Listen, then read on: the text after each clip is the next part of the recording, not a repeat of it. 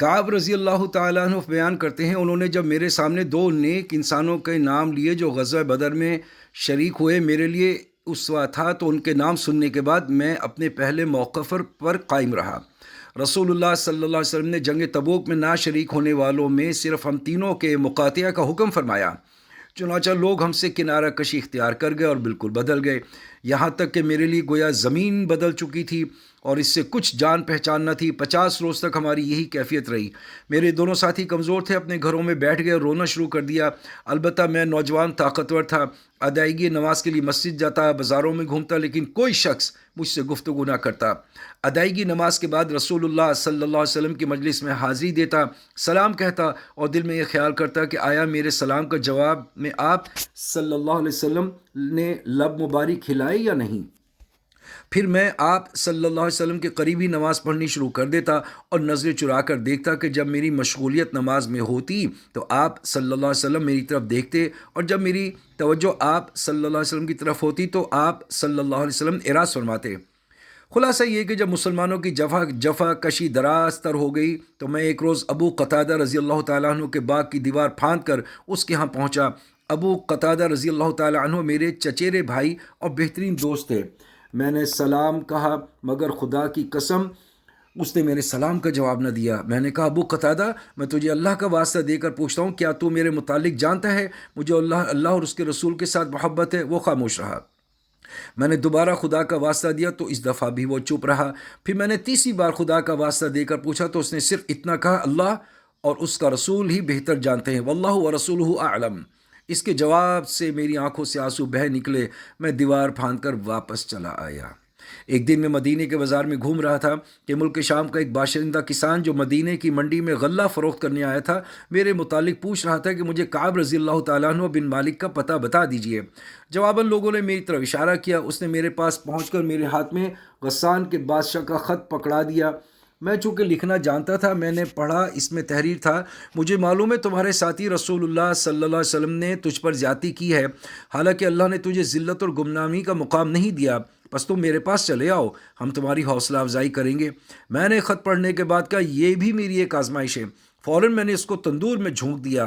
جب 50 دنوں سے 40 دن گزر گئے اور وہی بھی خاموش رہی تو ایک روز رسول اللہ صلی اللہ علیہ وسلم کا ایک قاصد آیا۔ اس نے کہا، رسول اللہ صلی اللہ علیہ وسلم فرماتے ہیں کہ تم اپنی بیوی سے علیحدگی اختیار کرو۔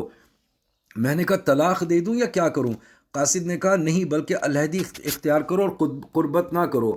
میرے دوسرے دو ساتھیوں کی طرف بھی اس قسم کا پیغام بھجوایا گیا۔ میں نے اپنی بیوی سے کہا، اپنے میکے چلی جاؤ اور اس وقت تک وہیں رہو جب تک اللہ کوئی فیصلہ نہ فرما دیں۔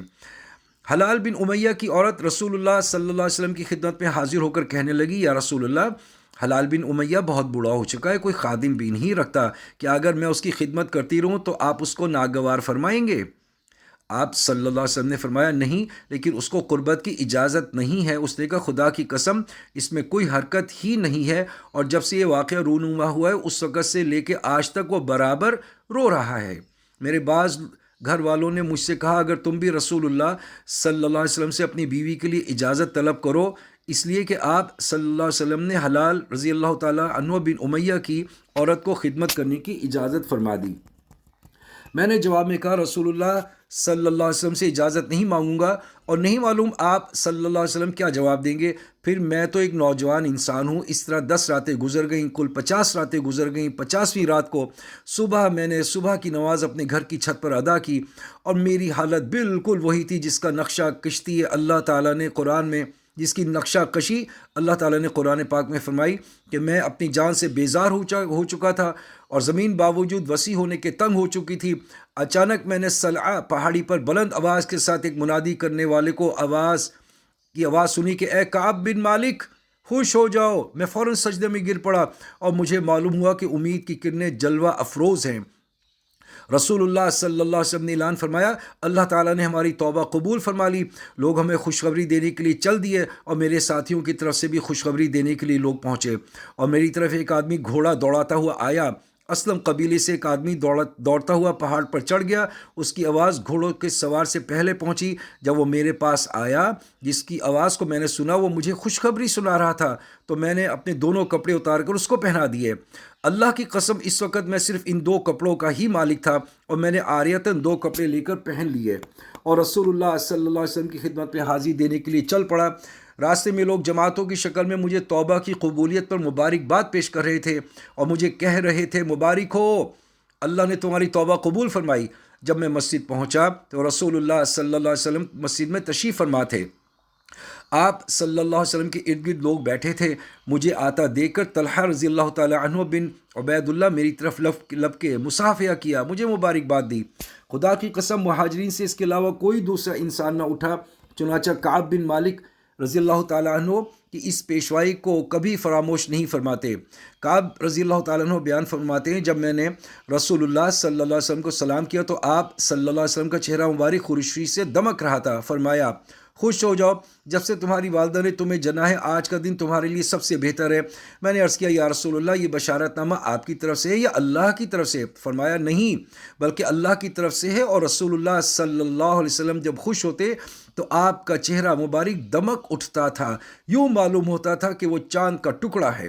اس سے ہم آپ صلی اللہ علیہ وسلم کی خوشی معلوم کرتے. جب میں آپ صلی اللہ علیہ وسلم کے سامنے جا کر بیٹھا، میں نے عرض کیا، یا رسول اللہ، میری توبہ کی تکمیل تب ہوگی میں اپنے تمام مال سے دستبرداری اختیار کرتا ہوں، اللہ اور اس کے رسول کی خدمت میں پیش کروں گا. اس پر رسول اللہ صلی اللہ علیہ وسلم نے فرمایا، کچھ مال اپنے قبضے میں رکھو، یہی تمہارے حق میں بہتر ہے. میں نے عرض کیا، میں تو خیبر کے حصے کو اپنے قبضے میں کرتا ہوں. میں نے عرض کیا، یا رسول اللہ، اللہ تعالیٰ نے مجھے سچ بولنے کی بدولت نجات دی، اور اب میری توبہ کی تکمیل یہ ہے کہ پوری زندگی سچ بولوں.